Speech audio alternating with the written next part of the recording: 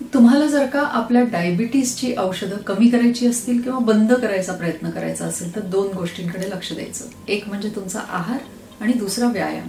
आहारात आपण काय खातो आणि किती खातो हे अतिशय महत्वाचं आहे. केवळ गोड पदार्थच खाल्ले म्हणजे आपली शुगर वाढते हे खरं नाहीये. त्यांनी वाढते, जरूर वाढते, पण आपण जे कार्बोहायड्रेट्स किंवा कर्बोदक ज्याला म्हणतो त्याच्याकडे पण लक्ष द्यावं. म्हणजे चपाती ही शुगरसाठी वाईट आहे, भाकरी बरी आहे, पण त्यात आपण किती प्रमाण खातो हेही महत्वाचं आहे. तसंच व्यायाम हा 3 प्रकारचा असतो. एक आपली एरोबिक ऍक्टिव्हिटी म्हणजे चालणे, धावणे, पोहणे.